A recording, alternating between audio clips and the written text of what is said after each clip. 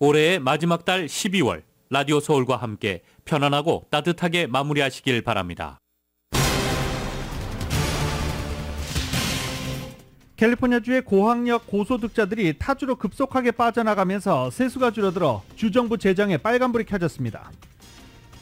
캘리포니아 주정부가 오염수를 정화해 식수로 활용하는 조례안을 승인했습니다. 콜로라도주에 이어서 전국에서 두 번째입니다.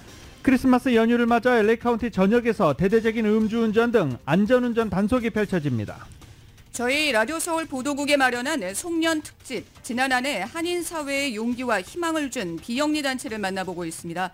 오늘은 한인타운 노인센터의 이종원 교수와 권은경 강사를 만나봅니다. 트럼프 전 대통령이 내년 대선에 출마할 자격이 없다는 판결이 콜로라도주에서 처음 나왔습니다. 트럼프 전 대통령이 아이오와주 선거 유세에서 불법 이민자들이 우리나라의 피를 파괴하고 있다고 말했습니다. 성인 10명 중 6명이 저축 없이 매달 월급을 소진하며 이들 중 상당수는 신용카드 대출에 의지한다는 설문조사 결과가 나왔습니다. 고금리에 따른 주택시장 둔화가 이어지는 가운데 가주는 16년 만에 주택거래 최소치를 기록했습니다. 산업 고용과 소비에도 부정적인 여파가 미치고 있습니다. 올 들어 대규모 파업이 400건 이상 발생했으며 향후 이런 추세는 지속될 것으로 전망됐습니다. 텍사스주가 불법 이민자를 직권으로 체포 구금해서 돌려보낼 수 있게 하는 법을 제정하자 시민단체들이 곧바로 이 법의 효력을 막기 위한 소송을 제기했습니다. 미국 정부가 감시하는 테러리스트 명단에 180만 명이 등록돼 있을 정도로 대상이 광범위하고 이들과 관련한 입국 심사 절차가 지나치게 복잡해 시민들의 자유를 침해할 수 있다고 의회가 지적했습니다. 백악관은 미사일 도발을 이어가고 있는 북한이 중국, 러시아와 더 밀착하는 데 대해서 우려를 나타냈습니다. 유엔 안전보장 이사회에서는 어김없이 중국과 러시아가 북한 편을 들면서 회의가 또 빈손으로 끝났습니다. 이스라엘은 하마스의 인질 석방을 대가로 일주일간의 휴전을 제안했습니다. 예멘 후티 반군의 공격으로 홍해 항로 안보가 위협을 받는 가운데 미국이 다국적인 함대를 꾸려 대응하겠다고 밝혔습니다.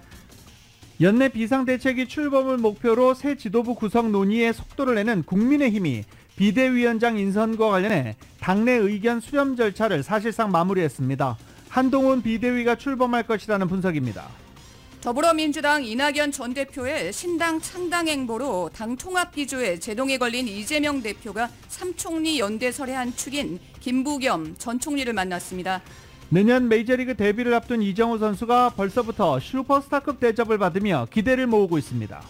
8연승을 달리고 있는 LA 클리퍼스가 오늘 댈러스 매버릭스와 원정 경기를 갖습니다. 오늘 승리하면 경기합니다. 오늘 승리하면 9연승과 함께 조 4위까지 올라설 수 있습니다.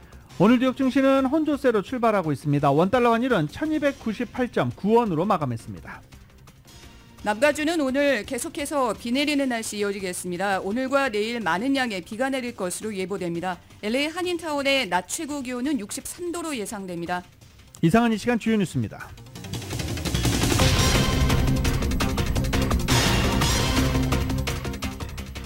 주요 뉴스는 하누리 호텔, 세계 최대 항공기 아시아나항공 A380에서 차별화된 서비스를 만나보세요. 고국까지 편안하고 안전하게 보시는 아시아나항공 제공입니다.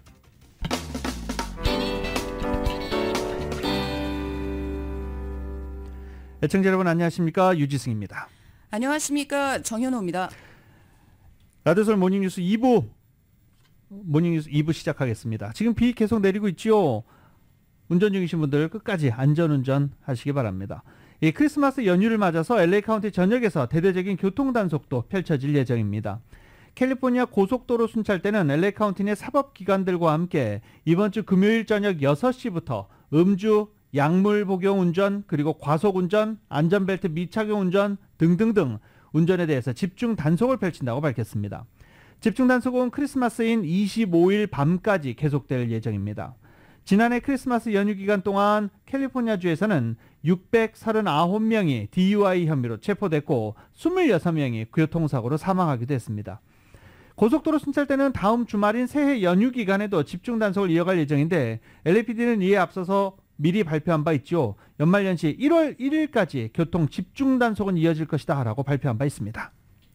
가주정부가 오염수를 정화해서 식수로 활용하는 조례안을 승인했습니다. 이은 기자가 관련 소식 전합니다.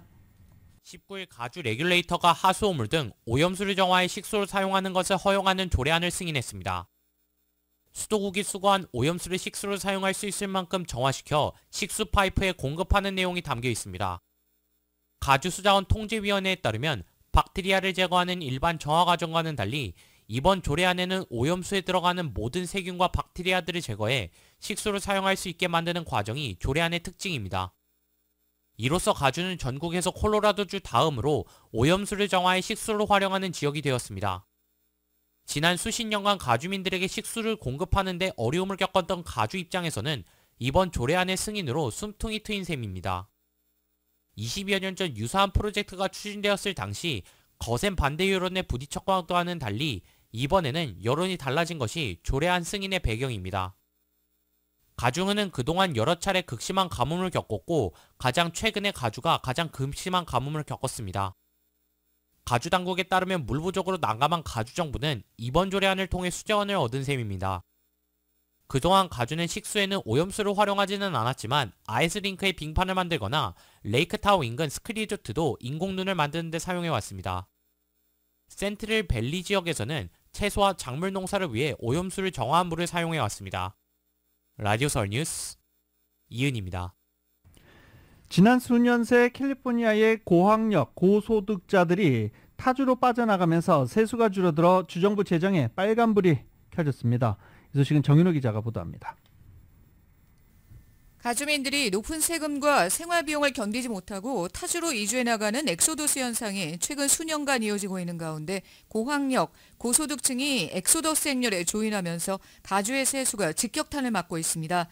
높은 생활비가 부담스러워 서민들이 가주를 빠져나간다는 통념과는 달리 가주의 높은 세금에 불만을 품고 가주를 등지는 고학력, 고소득자들이 늘어나면서 가주가 재정난에 직면하고 있습니다.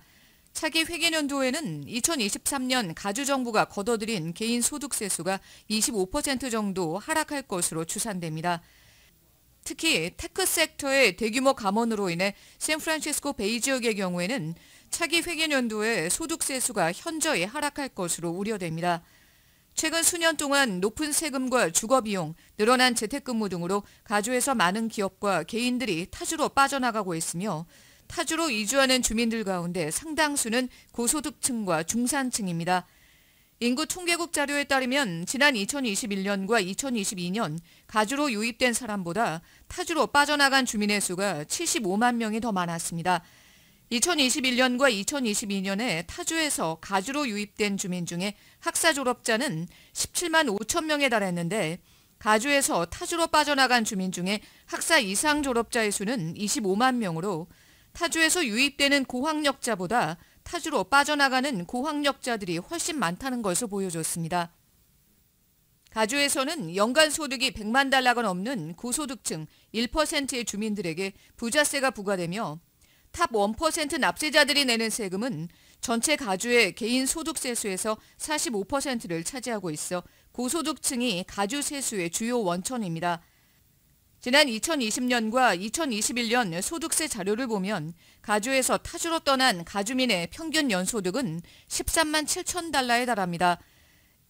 이는 2015년과 2016년 가주에서 타주로 이주한 가주민의 연소득 평균 7만 5천 달러와 비교할 때 고소득자들의 타주 이주 추세가 늘어났음을 반영하고 있습니다. 전국에서 가주가 고소득층에 부과되는 주정부 소득세율이 가장 높은 것이 고소득층 주민들이 타주로 떠나는 이유 중에 하나입니다. 높은 주거비용 부담도 타주 이주를 부채질하고 있습니다. 가주의 단독주택 평균 중간가가 84만 360달러에 달해 팬데믹이 시작된 2020년과 비교해서 46%가 폭등했습니다. 2020년 초 이래 가주에서는 모든 연령대에 걸쳐 타주 이주가 나타났는데 특히 35세에서 44세 사이의 연령대 타주 이주가 가장 많은 것으로 나타나 가주의 주택난이 주민들의 타주 이주의 주 원인이 되고 있다는 점을 반영했습니다. 고학력 주민들의 타주 이주가 최근 수년 새 늘어난 것은 팬데믹 이후 재택근무가 늘어난 것이 주요 원인이 됐습니다. 라디오 서울 뉴스 정현호입니다. 캘리포니아주의 주택 판매가 16년 만에 최저를 기록했습니다. 가주 부동산협회에 따르면 11월에 판매된 기존 주택은 22만 3,940채로 1년 전과 비교해서 7.4%가 줄었습니다. 10월과 비교해서도 5.8%가 줄었습니다. 주택 판매는 29개월 연속 감소했으며 특히 지난 3개월 동안 월 판매량은 25만 채를 밑돌았습니다. 센트럴 밸리 지역의 주택 판매 감소가 14.4%로 가장 컸고 샌프란시스코 베이 지역이 6.2%, 남가주는 5.6%가 감소했습니다. 지난달 가주의 중간 주택 가격은 82만 2천 달러로 1년 전과 비교해서는 6.2%가 올랐지만 10월보다는 2.2%가 낮아졌습니다. 전국에서 두 번째로 큰 LA 통합교육부가 교직원 채용 동결 결정을 내렸습니다. 코로나 바이러스 지원 때 했던 지원 종료와 학생 등록률 감소가 교직원 채용 동결 이유입니다. 알베르토 칼바리오 통합교육부 교육감은 기존 교직원들 중에서도 일부 정리하는 등 교직원 숫자 줄이기에 나서겠다고 분명히 밝혔습니다. 통합교육부는 연방 차원의 지원 종료에 따른 빠듯한 예산으로 어려움이 큰 상황입니다. 알베르토 카르바리오 LA 통합교육부 교육감은 학교 관할 폐쇄와 통합도 고려하고 있다고 밝혔습니다. 지난 3년여 팬데믹 기간 동안 전국 모든 교육구들은 학교 운영과 학생 교육을 위해 연방교육기금을 받아왔습니다. 그 덕분에 많은 교사를 채용했고 시설을 보수했는데 연방 팬데믹 교육기금이 내년 2024년으로 종료되기 때문에 전국 교육구들이 몸집 줄이기에 나서고 있는 분위기입니다. 한인타운의 심장부인 웨스턴과 위셔 광장, 공식 이름은 위셔 웨스턴 알프레드 호윤송 스테이션입니다. 한인 정치인인 알프레드 송 씨를 기념하는 역이기도 해서 한인들에게는 특별한 의미가 있는 역입니다. 많은 한인들은 이 지하철역이 오픈하면 일상생활에 많은 도움이 되고 경제에도 큰 도움이 될 것으로 기대했지만 결과는 정반대입니다. 지하철역의 오픈은 한인타운의 마약, 홈리스와 정신 이상자들의 대량 유입을 야기시키고 있습니다. 두 개의 멋진 미술 조형물이 설치된 이 광장은 마약 중독자들이 모여서 지금 펜타닐이나 다른 마약을 하는 장소로 쓰이고 있습니다. 경찰들이 많이 지나다니는 위셔와 웨스턴 거리지만 그들을 제지하거나 멈추는 경찰은 없어 보입니다. 약물 중독자들과 정신 이상자 같은 불황아들이 소리를 지르고 소동을 부려도 제지할 사람은 한 명도 없어 보입니다. 그 옆에서는 메트로 앰베서더들이 서너 명 모여서 셀폰을 들여다보고 서로 이야기를 하면서 시간을 보내고 있고 옆에는 무질서하게 넘어져 있는 이 스쿠터들이 몇 대 보입니다.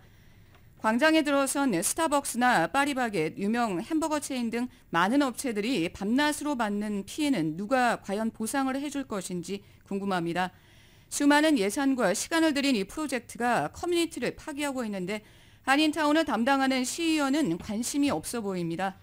지난주에는 서울국제공원에서 인공눈을 모아놓고 행사를 했습니다. 골치가 아픈 현안은 피하고 생색내기는 좋은 행사를 하는 모습으로 보이는 것은 아닌가 하는 생각이 듭니다. LA 한인타운의 슬럼화 문제는 정치인만의 문제가 아닙니다. 이 커뮤니티를 지켜야 하는 시의원, 경찰, 검찰, 그리고 시민이 다 함께 자신들의 의무를 해야 할 것입니다. LA 카운티 내 가장 큰 쓰레기 매립지 두 곳에서 유독가스와 세균 번식으로 인한 악취가 이어지고 있어 카운티 쓰레기 처리 방식과 노후화된 쓰레기 처리장에 대한 문제점이 제기되고 있습니다.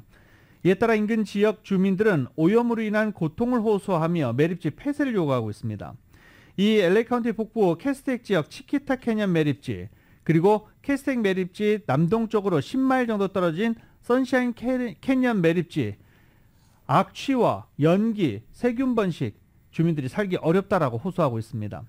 지난 여름 이 지역에서 발베르데에 거주하는 일부 주민들, 실마 지역의 일부 지역의 주민들 두통과 어지럼증 그리고 호흡 곤란을 호소하고 있는 중입니다.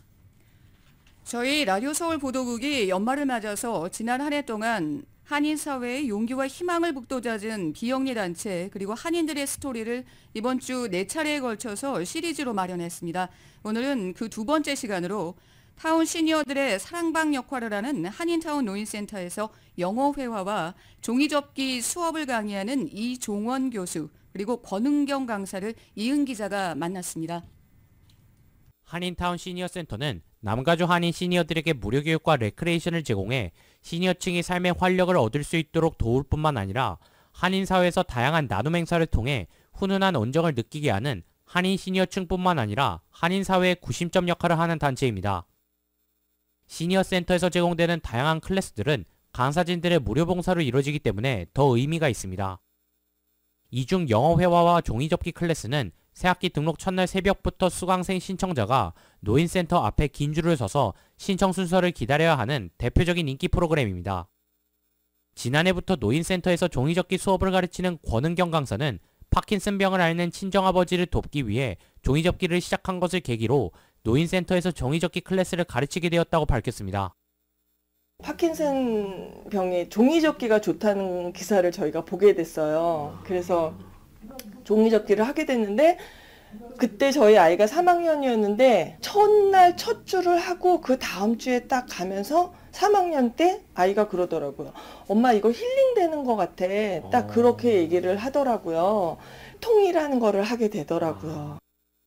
처음에는 가벼운 마음으로 시작했다 이제는 간단한 종이접기가 아닌 크리스마스 트리, 바구니, 장미 등 고난이도의 종이접기를 강의를 진행하고 있는데 종이접기 클래스의 한인 시니어들이 보여준 열정은 대단해서 자신도 깜짝 놀랐다고 합니다.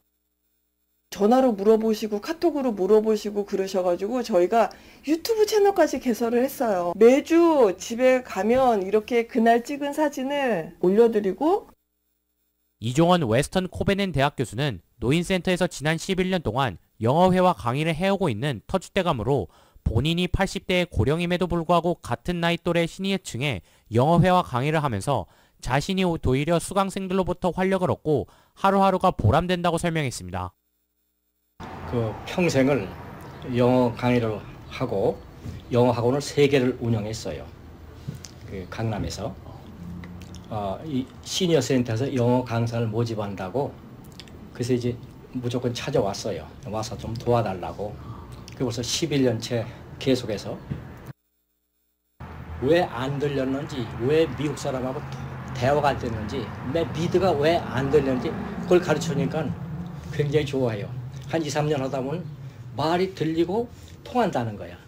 그게 겁이 나서 데니스나 맥도날드 가서 오다를 못하는 할머니, 할아버지들이 자신 있게 들어가는 거야. 그러면서 좋아하셔. 종이접기는 손가락을 이용해 뇌를 자극하고 영어 회화도 새로운 문장과 표현에 대해 배우면서 지속적으로 뇌를 자극해 치매 예방에도 탁월한 효과를 가지기 때문에 노인센터 수강생들에게는 이 두 클래스가 인기를 독차지하고 있습니다.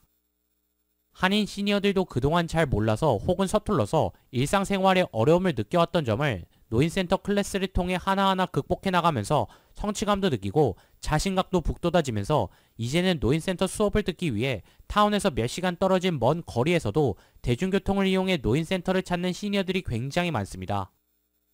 두 사람은 한인 시니어들의 활기찬 삶을 위해 새해에도 노인센터에서 지속적인 봉사활동을 다짐했습니다.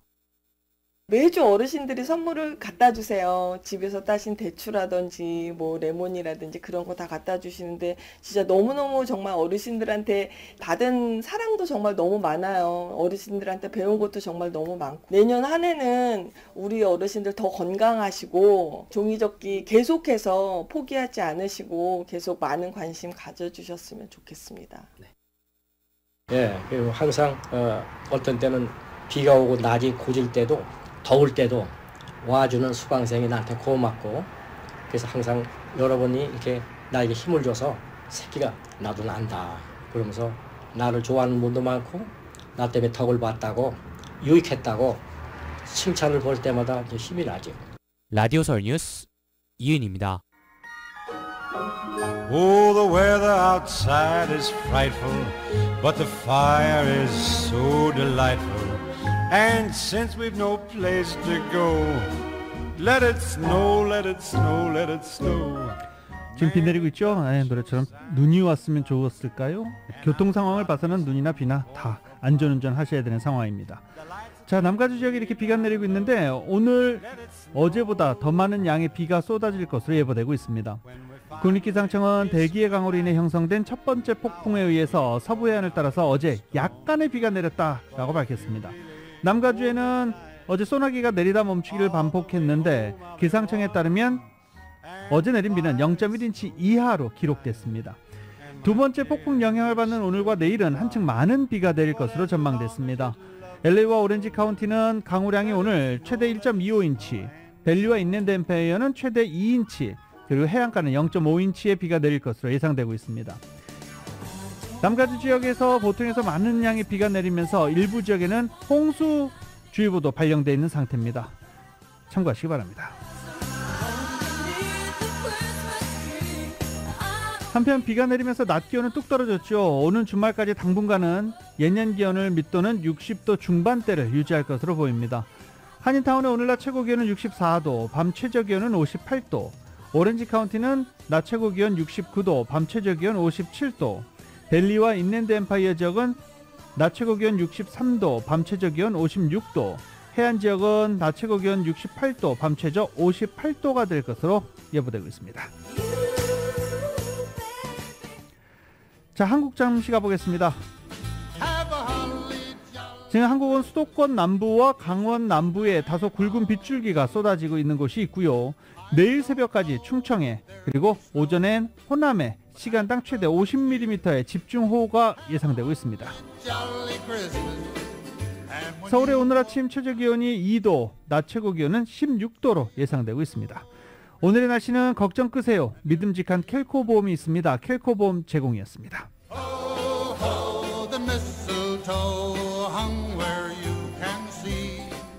라디오솔 모닝뉴스 2부는 1250만 불 교통사고 최고보상, 교통사고 전문 천재 변호사 리차드 호프만, 또 하나의 새로운 문이 열렸습니다. 한인은행 최초로 라스베가스에 진출한 오픈뱅크, 총 20억 달러의 승소, 크고 작은 교통사고와 상해, 브라이언 타필라와 서지 러. 한인타운의 올림픽과 카탈리나에 새 지점을 오픈했습니다. 고객과 함께 새로운 미래를 열어가는 중심, US 메트로뱅크 공동 제공입니다.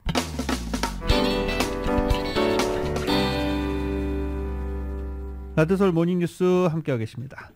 공화당 유력 대선주자 이 트럼프 전 대통령이 이민자를 혐오하는 막말 이어가고 있습니다. 아이오와주 워털루에서 열린 선거 유세에서 어제 불법 이민자들이 우리나라의 피를 파괴하고 있다라고 말했습니다. 트럼프 전 대통령은 미국으로 들어온 이민자들이 범죄와 질병을 가져왔다라고 비난했습니다.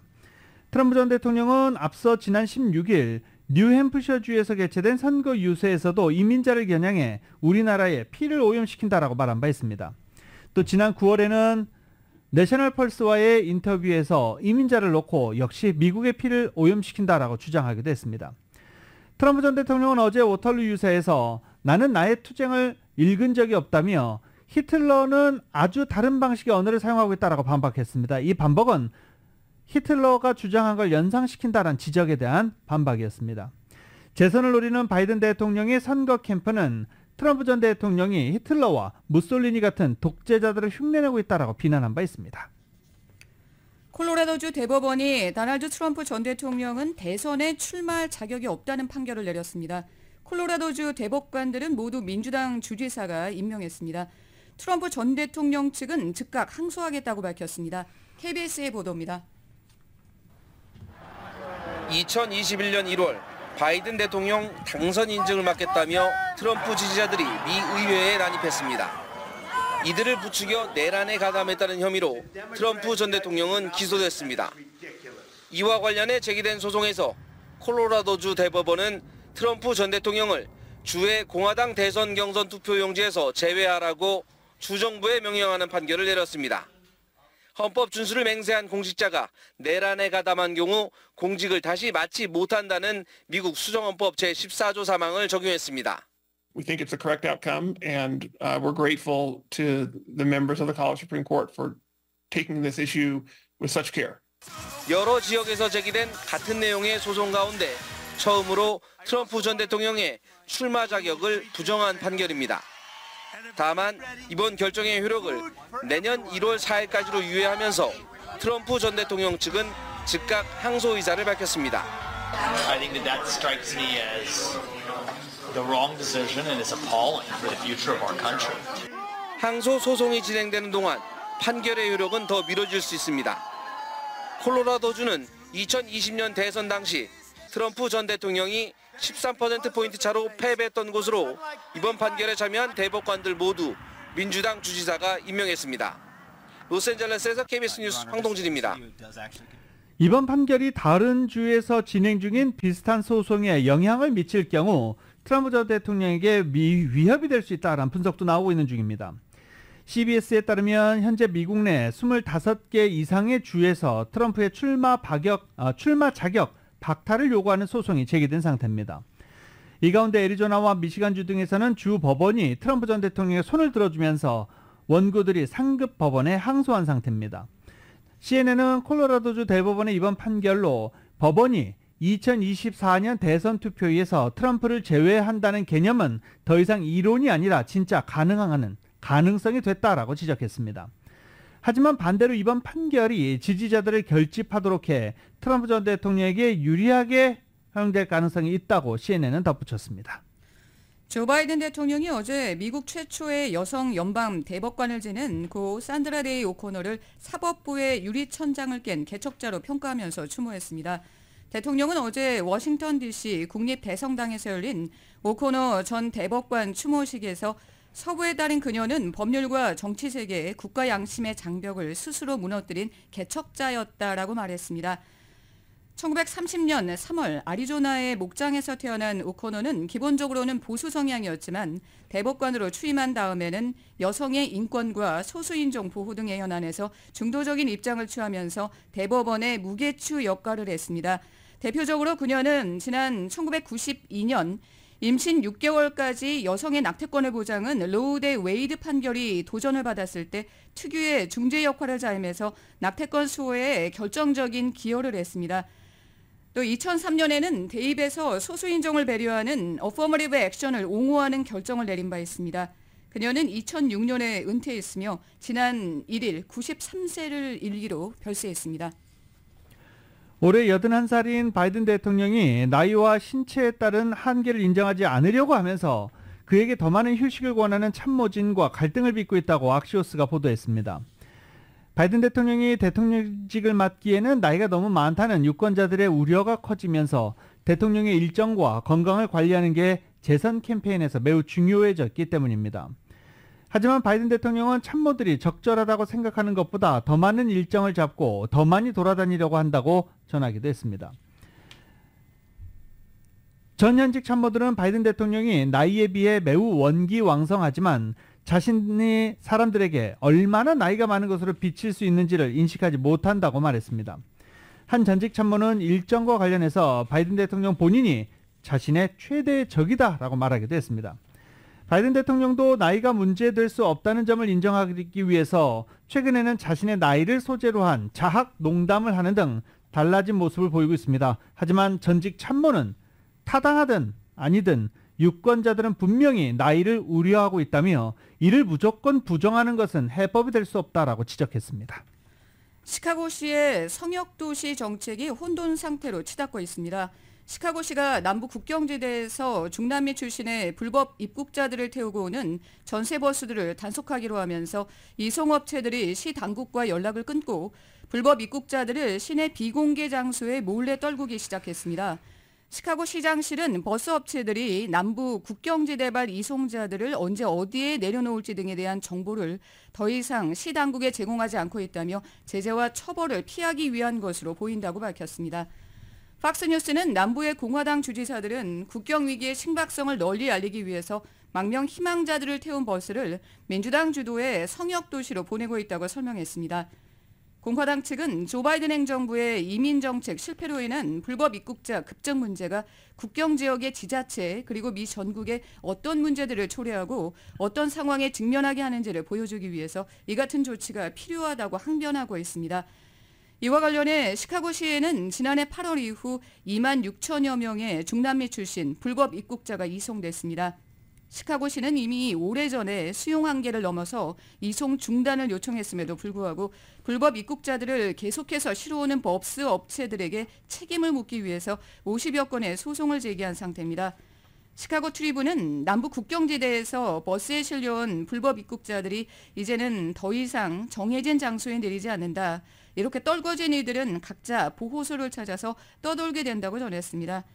시카고 시장실은 시카고시가 버스 규제 관련 조례를 개정하고 규정을 위반하는 버스들의 소유주를 처벌하기로 한 후에 국경지역 업체들과의 모든 통신이 두절이 됐다. 그들은 우리에게 이제 어떤 통지도 보내지 않고 있다면서 처벌을 피하기 위한 것으로 보인다고 말했습니다. 항공사 한 곳이 과체중 승객을 대상으로 수십 년 넘게 이어온 좌석 정책이 화제가 되고 있습니다. 그 외에 이슈가 되고 있는 소식들 KBS가 정리했습니다. 미국의 대형 저가 항공사 중 하나인 사우스웨스트 항공. 이 항공사가 30년 넘게 시행해온 한 좌석 정책이 화제가 되고 있습니다. 승객의 체형이 좌석 팔걸이 기준으로 옆자리를 침범하는 과체중일 경우에 해당 승객에게 무료로 추가 좌석을 제공하는 정책인데요. 구체적으로는 2개의 좌석을 예매한 뒤 비행이 끝나면 좌석 1개 값을 환불받는 방식입니다. 이 정책이 새삼 회자가 된 계기는요. 자신을 뚱뚱한 나홀로 여행자라고 소개한 미국의 한 인플루언서가 최근 해당 정책에 관한 영상을 소셜미디어에 올리면서 널리 확산됐기 때문입니다. 항공사 측은 기내 모든 승객의 편안함과 안전을 도모하기 위한 것으로 오랜 기간 유지한 전통이라고 해당 정책을 설명했는데요. 이를 두고 과체중 승객이 비행기에서 겪는 여러 고통을 배려해주는 좋은 선례라는 긍정적인 반응도 나왔지만 해당 정책 때문에 비행기에 탑승하지 못했다는 사례도 제기되면서 갑론을박이 벌어지기도 했습니다. TV를 보고 있는 주인 부부 앞에서 안절부절 못하는 견공 한 마리. 그런 녀석의 뒤를 따라가자 곤히 잠들어 있는 딸아이의 방이 나타나는데요. 그러자 부모님은 다급히 아이를 깨우더니 딸의 혈당 수치를 확인합니다. 미국 버지니아주에 사는 보그스 가족의 반려견 스파이는 당뇨 탐지견이기도 한데요. 당뇨병 환자의 혈당 수치에 따라 나타나는 신체의 화학적 변화와 그에 따른 특정 냄새를 인지하고 주변 사람에 알리도록 훈련받았다고 합니다. 실제로 보그스 부부의 9살 딸아이는 지난해 제1형 당뇨병 진단을 받았는데요. 이후 세밀한 관리가 필요한 아이에게 스파이는 든든한 친구이자 또 없어서는 안 될 지원군이 됐다고 합니다. 특히 이날은 새로 설치한 혈당 모니터기도 잡아내지 못한 고혈당 위험을 후각으로 알아채서 잠든 그대로 응급 상황에 빠질 뻔한 아이의 생명을 구해냈는데요. 당시 영상이 소셜미디어를 통해 엄청난 화제가 됐고요. 보그스 가족은 스파이는 우리 가족에게 큰 축복이다. 정말 감사하다며 고마움을 드러냈습니다. 지금까지 이슈 SNS였습니다.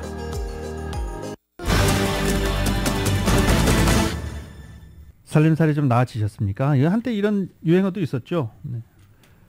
요새 물가가 너무 올라서 장 보러 가기 겁난다라고 하시는 분들 너무나 많습니다. 성인 10명 중 6명이 저축 없이 매달 월급을 모두 소진하면서 이들 중 상당수는 신용카드 대출에 의지한다는 설문조사 결과가 나왔습니다. 대출회사 랜딩클럽이 결제 데이터 정보 서비스 회사 페이먼츠닷컴과 공동으로 조사해 발표한 보고서에 따르면 성인 응답자 62%가 생활비를 지출하고 나면 남는 소득이 없다라고 답했습니다. 성인 소비자 3,252명을 상대로 소비와 신용카드 사용 실태를 심층 조사한 결과입니다. 우려되는 지점은 부채가 많은 가구가 소비를 위해 카드사의 결제성 리볼빙 서비스에 의존하면서 재정적으로 어려움이 가중되고 있다는 점입니다. 응답자 43%가 리볼빙 서비스를 이용했는데 이는 지난해 41%에서 상승한 수치입니다. 생활비를 지출하면 남는 소득이 없다고 말한 응답자 65%가 이 리볼빙 서비스를 이용했다고 해 상대적으로 비중이 컸습니다.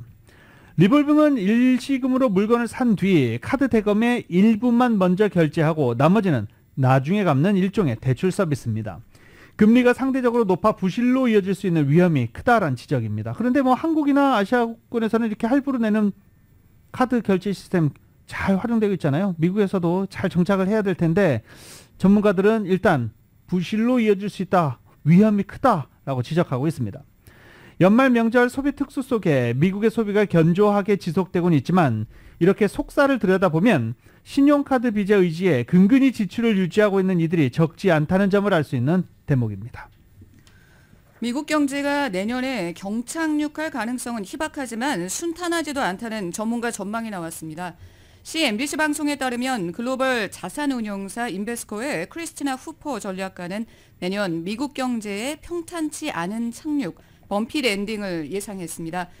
후포 전략가는 얼마만큼 그리고 얼마나 빨리 기준금리가 올랐나를 고려하면 일부는 피해를 보지 않기가 정말 어렵다라고 덧붙였습니다. 지난해에 비해서 올해 기업의 파산이 늘어났는데 이런 흐름이 내년까지는 이어진다는 게 그의 전망입니다. 일부 기업, 특히 소규모 업체가 자금 조달에 어려움을 겪을 것으로 내다봤습니다. 또 연준의 고금리 체제가 기업들에게 반영돼서 실업률도 소폭 늘어날 것으로 점쳤습니다. 연준의 내년 금리 인하로 경제와 증시 모두 호조를 보일 것이라는 다수의 예상과는 결이 다릅니다. 후포 전략가는 다만 내년 경제와 증시가 결국에는 반등할 것으로 기대했습니다. 또 투자회사 인프라 캐피탈 자문의 제이 해트필드 CEO도 이 같은 견해를 공유하고 있지만 한층 긍정적인 전망을 내놨습니다. 해트필드 CEO는 최근의 경제 통계는 내년이 금리 인하의 해가 될 것이라는 우리의 의견을 뒷받침한다면서 이는 증시에는 매우 낙관적이라고 지적했습니다. 전 세계적으로 금리가 하락함에 따라 증시가 호조를 보이고 경기 침체 가능성은 작아질 것으로 내다봤습니다. 그러면서 올해에 부진했던 부동산, 금융 분야 투자가 유망할 것으로 봤습니다. 반면에 증시와 가상화폐, 부동산 등 모든 자산의 내년 대폭락을 경고한 경제학자도 있습니다. 인구의 급격한 감소에 따른 경제에 악영향을 담은 인구 절벽이라는 저서로 유명한 해리 덴트는 내년이 우리 생애 최대의 추락이 될 것으로 주장했습니다. 고금리에 따른 주택시장 둔화가 이어지면서 가구 판매 등 산업 고용 소비에도 부정적 여파가 미치고 있다고 월스트리트저널이 보도했습니다. 부동산 중개인협회에 따르면 10월 미국의 기존 주택 판매는 전월 대비 4.1%가 급감한 379만 채로 2010년 8월 이후 최저치를 기록했습니다. 13년 만인가요? 방금 저희가 로컬뉴스 전해드릴 때 캘리포니아는 16년 만에 최저치다라고 보도해드린 바 있습니다. 이 때문에 주택 매매와 이사가 줄면서 리모델링이나 가구 판매 등이 타격을 받고 있습니다. 통계국 자료를 보면 가구, 인테리어 용품 소매 판매 증가율은 마이너스를 이어가고 있고 10월 마이너스 11.984% 저점을 찍고 11월 소폭 올라간 상태입니다. 건설 자재, 조경용품 소매 판매도 비슷한 흐름입니다. 소비 감소로 관련 산업의 일자리도 줄어들고 있다는 분석입니다. 전국의 업무용 빌딩 시장이 수요 감소와 높은 대출금리로 올해 큰 타격을 받았습니다. 내년의 상황은 더 어려워질 것이라는 게 대체적인 관측입니다. 월스트리트저널은 데이터 회사인 코스타그룹의 자료를 인용해서 전국의 오피스 공실률이 최근에 13.6%로 2019년 말에 9.4%에 비해서 대폭 올랐다고 보도했습니다. 2024년 말에는 15.7%로 더 상승하고 2026년 말에는 17%를 넘어서 정점을 찍을 것이라는 예상입니다. 공실률이 높아지는 것은 수요 감소가 주 원인입니다. 사무실 수요는 코로나 팬데믹 이전 수준으로 돌아갈 기미가 좀처럼 보이지 않습니다. 매일 출퇴근하는 직장인 수는 감소했고 여러 곳에 오피스를 제공하는 하이브리드 업무 공간 정책은 이전 수준에 머물고 있습니다. 일주일 중에 일부라도 재택근무를 하도록 한 기업은 올해 4분기에 62%였습니다. 1분기에 51%에서 크게 상승한 수치입니다. 또 사무실 출근 비율도 정체되고 있습니다. 건물주들은 여전히 높은 대출금리에도 시달리고 있습니다. 금리가 아주 낮을 때 돈을 빌린 임대인은 높은 공실로 임대료 수입이 줄어든 상황에서 더 금리가 높은 대출로 갈아타야 하는 실정입니다. 연준이 내년에 기준금리를 내릴 가능성이 높지만 임대인들의 재정적인 압박은 쉽게 가라앉지 않을 것으로 보입니다. 하지만 시장에 암울한 전망만 있는 것은 아닙니다. 사무실 출근을 독려하기 위해서 좋은 입지에 잘 꾸며놓은 고가의 오피스 수요는 여전히 많습니다. 또 개발업체들이 새 업무용 빌딩을 짓는 것을 포기했기 때문에 신축 오피스와 경쟁을 할 필요도 없습니다. 샌프란시스코, 뉴욕, 보스턴 등에서는 오래된 사무용 건물을 적은 비용으로 아파트로 리모델을 하기도 합니다. 이스라엘이 하마스의 인질 석방을 대가로 일주일간의 휴전을 제안했습니다. 이 제안이 현실화하면 인도적 참사를 겪고 있는 가자 지구에 조금이나마 구호의 숨통이 트일 것으로 보입니다. YTN입니다. 이스라엘 정부는 자국 인질 5인 사살 이후 전쟁을 즉각 중단하고 인질을 구하라는 거센 후폭풍에 직면했습니다. 이런 분위기 속에서 이스라엘이 하마스에 인질 30명에서 40명의 석방을 대가로 최소 일주일간의 휴전을 제안한 것으로 전해졌습니다.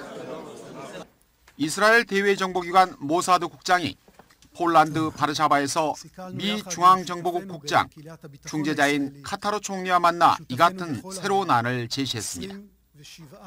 앞서 이스라엘 대통령과 미 백악관은 그 가능성을 열어뒀습니다. We have made clear that we welcome humanitarian pauses. If Hamas would begin releasing hostages again. 네타냐후 이스라엘 총리와 면담한 인질 가족도 희망적 답변을 받았다고 전했습니다. We came from the meeting with the Prime Minister talking about the hostages. The Prime Minister gave us hope in the meeting. 하마스 소식통도 하마스 정치 지도자가 수감자 석방과 가자지구 봉쇄 종료 등을 논의하기 위해 이집트로 향했다고 전했습니다. 현재 양측에서 나오는 반응들만 놓고 보면 실현 가능성이 기대되는 분위기입니다. 이스라엘군은 하지만 가자지구 북부에서 마지막 병원들까지 다시 공격하고 터널에 진입해 하마스 최종 소탕 작전을 강화하는 등 가자지구 전역에서 공격의 고삐를 놓지 않고 있습니다. YTN 유재용입니다.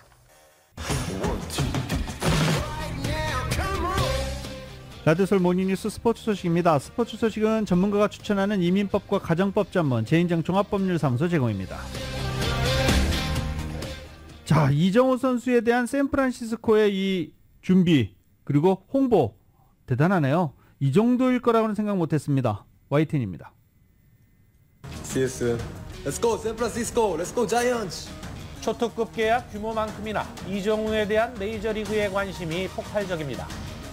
메이저리그 사무국은 공식 SNS에 2024 시즌 정규리그 개막 D-100일 소식을 전하면서 대표 선수 6명 중 하나로 이정우의 얼굴을 담았습니다.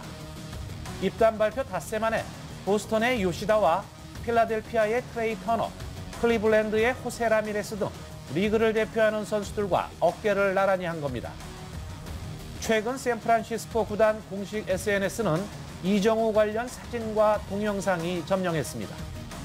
MLB도 이정우의 반려견에까지 관심을 보이더니 샌프란시스코의 원정 유니폼과 대체 유니폼을 입은 이정우의 사진을 공개하면서 본격적인 이정우 마케팅을 시작했습니다. 처음에 그런 오퍼를 제시받고 조금 부담이 됐던 것도 사실인데 너가 지금까지 어렸을 때부터 야구를 한 거에 대한 보상을 받은 거니까 부담 느끼지 말라 이래가지고 지금은 좀 부담이라기보다는 좀 기대가 좀 큰 것 같습니다. 다저스의 오타니, 샌디에이고의 김하성, 샌프란시스코의 이정우가 펼치게 될 내셔널리그 서부지구에서의 한일 야구 전쟁이 벌써부터 야구 팬들을 설레게 하고 있습니다. 이미 10월부터 훈련을 시작해 미국 일정 중에도 운동을 멈추지 않았던 이정우는 귀국 첫날부터 온통 시즌 준비 생각뿐이었습니다. 몸 상태는 정말 너무 좋고요. 네, 그리고 한국은 조금 춥기 때문에 어떻게 될지 모르겠지만 그래도 좀 일정 나오는 대로 또 빨리 미국에 들어가서 또 몸 만들 생각입니다. 이정우는 내년 3월 29일 김하성의 샌디에이고와 원정 경기로 빅리그 데뷔전을 치릅니다. 곧바로 오타니가 소속된 LA 다저스와 원정 3연전을 가진 뒤 4월 6일에는 오라클 파크에서 홈팬들에게 첫 인사를 하게 됩니다. YTN 김사익입니다. 파리 생제르맹의 이강인이 내일 새벽 선수 경영에서 너무 뜻깊었던 2023년의 마지막 경기를 앞두고 있습니다. 이강인의 위상, 유럽 최고 명문팀의 간판 스타라고 불러도 모자람이 없을 정도입니다. 프랑스 현지에서 KBS가 취재했습니다. 파리 도심에 있는 파리 생제르맹 홈 경기장. 이강인의 얼굴이 음바페와 함께 정중앙에 위치하고 있습니다. 경기장 입구 계단에도 이강인의 대형 사진이 그려져 있는데 전설 호나우지뉴를 포함해 전 현직 선수 7명에게만 허락된 구단 홍보 캠페인입니다. 기념품 매장에는 태극기와 사인이 새겨진 모자와 유니폼 등 이강인 관련 상품의 인기가 압도적입니다. A long time ago, a lot. I can tell you a lot. 파리 생제르맹 구단은 이강인 입단 이후 처음으로 한국 취재진에게 경기장 내부를 공개했습니다. 유럽 명문팀다운 시설과 관리, 선수들의 땀과 열정이 담긴 라커룸에는 이강인의 존재감이 뚜렷합니다. 이곳이 이강인이 경기 전 유니폼을 갈아입고 최선을 다짐하는 자리입니다. 11살 어린 시절 스페인으로 유학을 떠났던 슛돌이 이강인이 어느새 프랑스 리그 최고 명문 PSG에서 당당히 한 자리를 차지하고 있다는 증거입니다. 훈련장에서 이강인은 선수들과 함께 즐겁고 활기차게 몸을 풀며 팀에 완전히 녹아든 모습을 보였습니다. 프랑스 현지 매체들은 이적생 이강인의 빠른 적응에 놀라는 분위기입니다. 이강인은 최근 5경기 연속 선발 출전하며 주전 입지를 굳혀가고 있습니다. 엔리케 감독은 현장을 찾은 KBS 취재진의 질문에 이강인의 멀티 포지션 능력을 극찬했습니다. Extremo derecho, extremo izquierda, interior derecha, interior izquierda. Puede jugar en cualquier posición de las de ataque. 22살의 유럽 최고 명문 구단의 간판 스타로 발돋움한 이강인. 내일 새벽 메스전에서 2023년의 화려한 마무리를 준비하고 있습니다. 파리에서 KBS 뉴스 박주미입니다.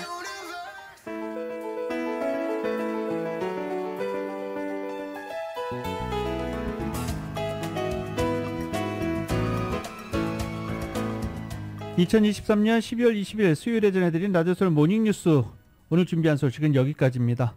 지금까지 진행의 유지승, 정현호였습니다. 애청자 여러분, 즐거운 하루 보내십시오. 라디오솔 모닝뉴스 2부는 1250만 불 교통사고 최고보상, 교통사고 전문 천재 변호사 리차드 호프만, 또 하나의 새로운 문이 열렸습니다. 한인은행 최초로 라스베가스에 진출한 오픈뱅크, 총 20억 달러의 승소, 크고 작은 교통사고와 상해, 브라이언 타필라와 시질러, 한인타운의 올림픽과 카탈리나에 새 지점을 오픈했습니다. 고객과 함께 새로운 미래를 열어가는 중심, US 메트로뱅크 공동 제공이었습니다. 오늘 내일 비가 더 많이 내린다고 합니다. 운전에 각별히 유의하시기 바랍니다. 라디오솔 모닝뉴스, 저희는 내일 다시 오겠습니다.